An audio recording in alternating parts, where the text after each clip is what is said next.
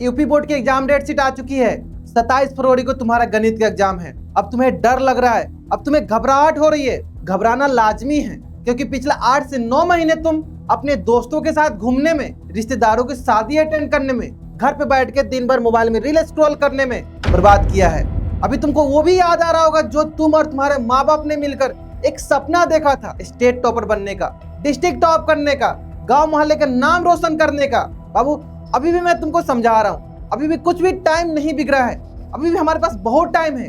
घबराने की जरूरत नहीं है, डरने की जरूरत नहीं है। सपने वही पूरे होते हैं जो मुश्किलों से टूटते नहीं, लड़ते हैं। भले तुम्हारा वर्तमान कैसा भी हो, अपना फ्यूचर, अपना सपना आज की मेहनत से तुम बदल सकते हो।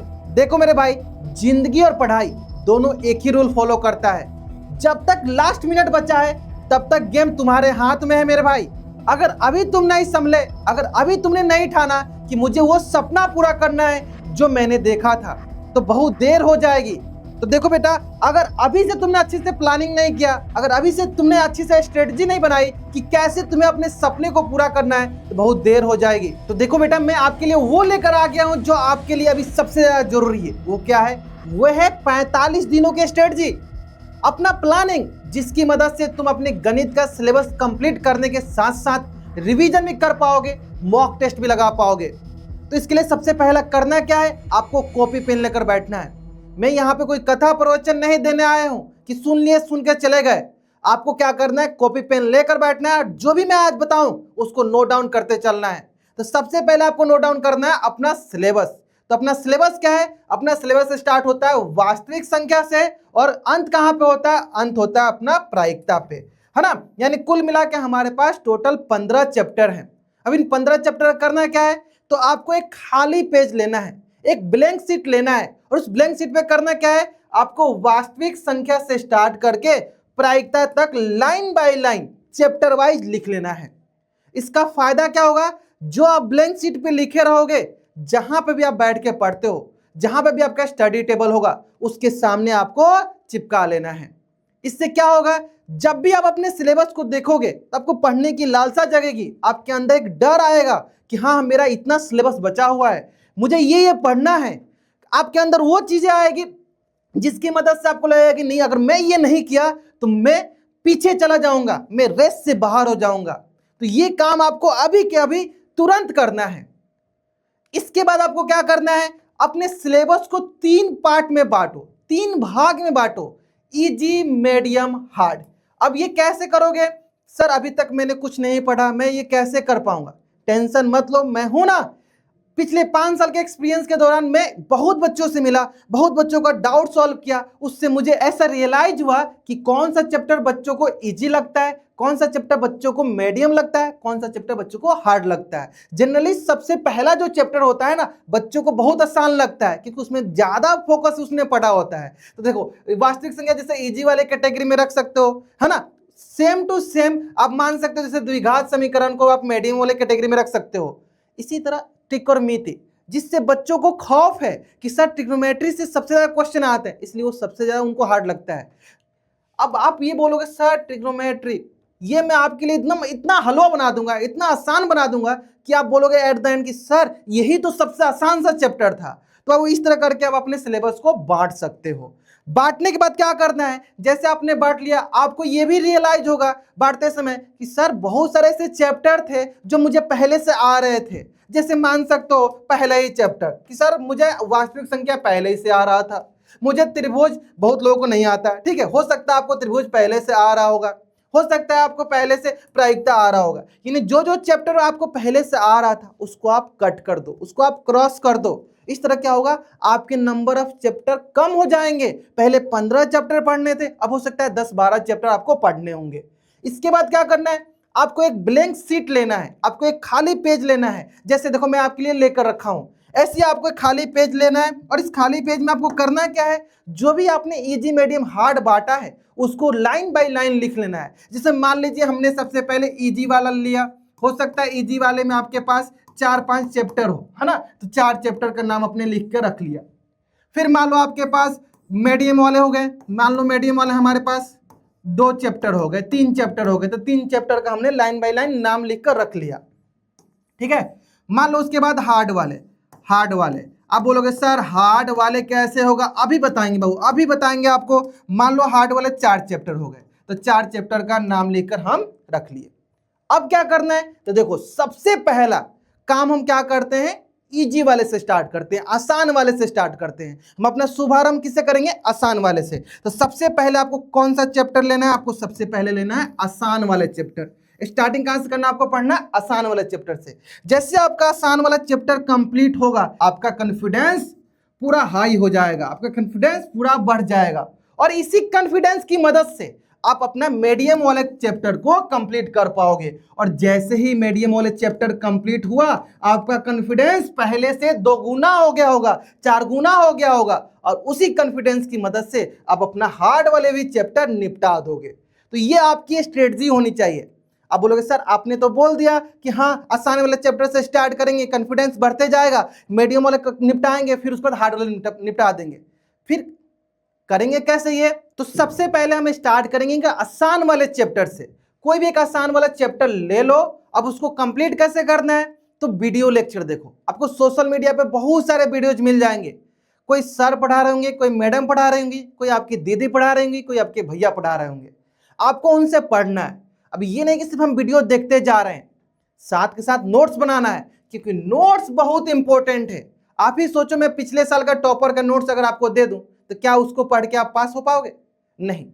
आपको अपना सेल्फ नोट्स बनाना है, उसमें आपको स्टार मार्क करते चलना है, उसमें आपको क्या करना है, साथ के साथ स्टार मार्क करते चलना है, अंडरलाइन करते चलना है, कलरफुल बनाना है, ताकि जब भी आप रिवीजन करने जाओ तो आपको पता हो कि हाँ ये इंपॉर्टेंट पॉइंट था, यहाँ पे मैंने स्टार मार्क किया है, यहाँ पे हमने अंडरलाइन किया है, यहाँ पे हमने डिफरेंट कलर के पेन से यूज किया है, उसका कुछ ना कुछ मीनिंग होगा।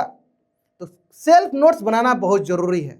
जैसे आपका नोट्स कंप्लीट होता है, अगला काम करना है आपको एनसीईआरटी। एनसीईआरटी के एक एक क्वेश्चन आपके कंप्लीट होने चाहिए, कंठस्थ होने चाहिए, कि रात को 12 बजे मैं जगा के आपसे पूछूं कि ये वाला क्वेश्चन कैसे बनाओगे, फट से आपका आंसर आना चाहिए, ऐसे बनाएंगे हम इसको। जैसे आपका एनसीईआरटी कंप्लीट होता है, previous year question, PYQ series आपको कंप्लीट कर लेना है। अब जैसे आप प्रीवियस ईयर क्वेश्चन लगाओगे, आपको आइडिया लग जाएगा, अच्छा किस किस प्रकार के क्वेश्चन हमारे एग्जाम में आ रहे हैं, कौन से क्वेश्चन ज्यादा इंपॉर्टेंट है। अब वो इंपॉर्टेंट वाले क्वेश्चन टाइप आप ढूंढोगे कि इस प्रकार के क्वेश्चन हमें और कहां से मिल जाएंगे, तो उसके लिए बहुत सारे बुक मिल जाएंगे। जैसे आप केसी सिन्हा का स्टूडेंट फ्रेंड्स वाला जो बुक है, यहाँ पे आपको एडिशनल क्वेश्चन मिल जाएंगे जो एग्जाम टाइप के होंगे, जो प्रीवियस ईयर में आए होंगे, तो वहां से प्रैक्टिस कर लो। अब होता क्या है, इतना करने के बाद हम 1-2 चैप्टर तक करते हैं, फिर धीरे धीरे हमको लगता है कि सर पिछला तो मैं भूल गया। तो उसके लिए सबसे इंपॉर्टेंट क्या है, रिवीजन। तो चलो मैं आपको एक रिवीजन की स्ट्रेटजी बताता हूँ, रिवीजन करना कैसे होता है। तो रिवीजन करने का बहुत ही आसान सा तरीका है। मान लो तुमने पहला इजी वाला चैप्टर कंप्लीट कर लिया, अब तुम दूसरे चैप्टर पे गए। जैसे तुम दूसरे वाले चैप्टर पे गए, आपको दूसरे वाले चैप्टर पे जाने से पहले पहला वाला चैप्टर रिवाइज होना चाहिए, पहला वाला चैप्टर रिवाइज होना चाहिए। फिर इसी तरह जैसे आप तीसरे वाले चैप्टर पे गए, तीसरे वाले चैप्टर पे जाने से पहले पहला दोनों आपका रिवाइज होना चाहिए। इसी तरह करते करते पहले इजी वाला कंप्लीट करेंगे, फिर मीडियम वाला। जैसे मीडियम वाला चैप्टर हमने स्टार्ट किया, उसके पहले हमारा पूरा इजी वाला चैप्टर रिवाइज होना चाहिए। फिर उसी तरह हम कहाँ जाए पे, हार्ड वाले पे। हार्ड वाले पे जैसे जाएंगे, हमारा इजी और मीडियम ये दोनों के दोनों एकदम अच्छे से रिवाइज होना चाहिए। और इस प्रकार जैसे आपका सिलेबस कंप्लीट होगा, आपको ये लगेगा मुझे कोई रिवीजन की जरूरत ही नहीं है, क्योंकि मैंने शुरुआत से ही रिवीजन करना स्टार्ट किया था, मेरा इजी मीडियम हार्ड सब कुछ कंप्लीट हो गया है। अब होता क्या है, सब कुछ आपको आते हुए भी आप एग्जाम में क्वेश्चन छोड़ के आते हो, क्योंकि आपने वो स्ट्रेटजी नहीं लगाई है जिस स्ट्रेटजी से एग्जाम में पेपर लिखते हैं। वो स्ट्रेटजी क्या है, वो स्ट्रेटजी है आपका प्रैक्टिस। प्रैक्टिस कैसा प्रैक्टिस, मॉक टेस्ट की प्रैक्टिस, जिसमें हम टाइम लिमिट के साथ, टाइम बाउंडेशन के साथ प्रैक्टिस करते हैं। अगर हम टाइम लिमिट के साथ प्रैक्टिस करते हैं तो एग्जाम में एक भी क्वेश्चन नहीं छूटेगा। अधिकतर लोगों का यही डाउट होता है कि सर मुझे सब कुछ आता था फिर भी मेरा छूट गया, क्योंकि उसने अच्छे से मॉक टेस्ट नहीं दिया, उसने अच्छे से सैंपल पेपर नहीं लगाया। और उसने टाइम लिमिट के साथ सैंपल पेपर लगाया होता तो उसको ये बात कहने की नीड नहीं पड़ती। तो उम्मीद करते हैं आप ये सारा काम जरूर करोगे। इतना सब करने के बाद भी मात्र 2 से 3% बच्चे ही ये कर पाते हैं। बाकी बच्चों के साथ बहुत सारा प्रॉब्लम क्रिएट हो जाता है। सबसे पहला प्रॉब्लम उनका तो वीडियो लेक्चर का होता है, उनको वीडियो लेक्चर ही नहीं मिलते हैं। अगर वीडियो लेक्चर मिल भी जाता है तो क्लास नोट्स नहीं कंप्लीट होता है। क्लास नोट्स कंप्लीट हो भी जाता है तो उनको एनसीईआरटी क्वेश्चन में डाउट आने लगते हैं, प्रीवियस ईयर क्वेश्चन में उनको डाउट आने लगते हैं। अब वो सोचने लगते हैं इंपॉर्टेंट क्वेश्चन कहाँ से लाए, किसी सिनारियो क्वेश्चन उनको नहीं समझ में आता है कि इसमें इंपॉर्टेंट क्वेश्चन कौन सा है। तो देखो बेटा, इसका एकमात्र सॉल्यूशन क्या है अपने पास, अभय यूपी बोर्ड। अभय यूपी बोर्ड में हम लोग क्या क्या करने वाले हैं, ये जितनी भी आपकी समस्याएं हैं, जितनी भी आपकी ये प्रॉब्लम है, ये सब दूर हो जाएंगी।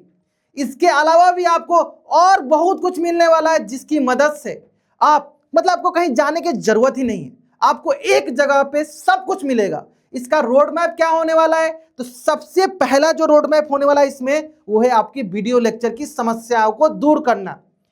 क्योंकि अधिकतर बच्चों को इसमें ये प्रॉब्लम आती है कि सर वीडियो तो मैं देख लेता हूं कहीं ना कहीं से, सोशल मीडिया से देख लेता हूं, लेकिन उसमें मुझे डाउट पूछना होता है तो मैं कमेंट करता हूं तो भैया दीदी 2-3 दिन के बाद मुझे कमेंट का रिप्लाई करते हैं, तब तक मैं खुद ही भूल गया रहता हूं कि मैंने डाउट क्या पूछा था।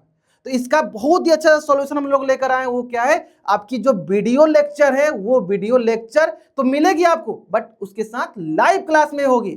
लाइव क्लास में आप जो भी आपको डाउट पूछना है 1 to 1 उसी के समय आपको क्लियर हो जाएगा। अगर मैं क्लास में पढ़ा रहा हूं, अगर आपको कुछ भी डाउट है, उसी समय आप अपना डाउट क्लियर कर सकते हो। साथ में जो क्लास नोट्स वाली जो आपकी समस्याएं चल रही थी, क्लास नोट्स में ही मैं वो सारा कुछ कवर करा दूंगा। NCERT question, previous year question, कैसी सिना के जो इंपॉर्टेंट क्वेश्चन क्लास नोट्स में ही आपको मिलेंगे। अब एक एग्जाम में जब जाओगे तो आपको ये रियलाइज होगा कि ये तो मेरे क्लास नोट से एक क्वेश्चन छप के आए हैं, इसने सर ने ये वाला क्वेश्चन दिया था, सिर्फ इसमें डिजिट चेंज करके क्वेश्चन पूछ लिया गया, ऐसा आपको लगेगा। इसके अलावा देखो, क्लासेस आपकी जो होंगी, एक वीक में 4 से 5 क्लासेस चलने वाली है, और बाकी दिन आपको प्रैक्टिस के लिए देखो हम लोग 3 चीजों पर फोकस करेंगे। सबसे पहला, मैं क्लास के दौरान आपको बहुत सारा होमवर्क दूंगा, जो भी मैं क्लास में क्वेश्चन कराऊंगा उसी से रिलेटेड मिलता जुलता क्वेश्चन दूंगा आपको होमवर्क के लिए। तो सबसे पहला प्रैक्टिस तो आपको वहां से हो जाएगा। दूसरा, जैसे एक चैप्टर कंप्लीट हुआ, चैप्टर वाइज टेस्ट लेंगे। जैसे ही आप सारा चैप्टर आपका कंप्लीट हुआ, मॉक टेस्ट लगाएंगे, जो कि सबसे इंपॉर्टेंट है। और मॉक टेस्ट भी कैसे, टाइम लिमिट के साथ, टाइम बाउंडेशन के साथ। अगर टाइम बाउंडेशन के साथ आप मॉक टेस्ट लगा लिए तो आपका नैया पार हो जाएगा। इसके अलावा क्या होता है कि सर हम प्रीवियस ईयर क्वेश्चन लगा रहे थे, सर हम कैसे सिनारियो क्वेश्चन लगा रहे थे, सर हम और बहुत सारे हमारे पास गाइड है उसका क्वेश्चन लगा रहे थे, उसमें मुझे डाउट आ रहा है, सर उसको कैसे पूछेंगे। तो उसके लिए देखो बहुत ही आसान सा सॉल्यूशन है। हर 1-2 चैप्टर लगाने के बाद हम अलग से एक एक्स्ट्रा डाउट क्लास की आपको व्यवस्था करेंगे, अलग से एक एक्स्ट्रा डाउट क्लास आपको लगाया जाएगा, जिसमें आपका सिर्फ डाउट ही क्लियर किया जाएगा, उसमें कुछ पढ़ाई नहीं किया, सिर्फ डाउट बताया जाएगा। हो सकता है वो डाउट आपको मेरे क्लास से रिलेटेड हो सकता है, या आपने जो एनसीईआरटी बनाया है, प्रीवियस ईयर क्वेश्चन बनाया है, गाइड बनाया, उससे हो सकता है वो डाउट, सब कुछ उसमें क्लियर किया जाएगा। इसके अलावा होता क्या है कि सर मुझे सब कुछ आता है, मुझे लगभग सारे कंटेंट आते हैं, बट मैं 3 घंटे में अपना क्वेश्चन कंप्लीट नहीं कर पा रहा हूं, मेरा क्वेश्चन छूट जा रहा है। इसका क्या उपाय है, इसका एक उपाय है, वो है कैलकुलेशन ड्रिल। होता है क्या, अधिकतर बच्चों को गुना करने में, भाग देने में, वर्ग निकालने में, वर्गमूल निकालने में, घन निकालने में, घनमूल निकालने में बहुत टाइम लग जाता है। जो काम हम मात्र 10 से 20 सेकंड में कर सकते हैं, उसमें वो 5 मिनट 10 मिनट यहीं गंवा देते हैं, जिसके कारण उनका पेपर छूट जाता है, उनके क्वेश्चन छूट जाते हैं। तो कैलकुलेशन ड्रिल में आपको इसमें सबका शॉर्टकट ट्रिक सिखा दूंगा कि कैसे आप 10 से 15 सेकंड में सब आसानी से कर सकते हो। देखो बेटा, एक टीचर होने के नाते मैं आपको कामयाबी का रास्ता बता सकता हूं कि हाँ ये कामयाबी का रास्ता है, चल के तो आपको खुद जाना होगा। तो अभी आपका कामयाबी का रास्ता है अभय यूपी बोर्ड। उसमें इनरोल कैसे करना है, तो इनरोल करने के लिए आपको इसी वीडियो के डिस्क्रिप्शन में लिंक मिल जाएगा, आपको वहां से जाके इनरोल हो जाना है। देखो बेटा, अंत में मैं बस आपसे यही बोलना चाहूंगा, ये 45 दिन आपके जिंदगी का सबसे इंपॉर्टेंट दिन साबित होने वाला है। अगर ये 45 दिन अपने आप को तुम झोंक दिए, हर दिन अपना बेस्ट वर्जन लाने के लिए कोशिश करते रहे, तो अंत में तुम्हारा सपना जरूर पूरा होगा। तो शुक्रिया मेरे भाई, मिलते हैं चलो अभय यूपी बोर्ड में।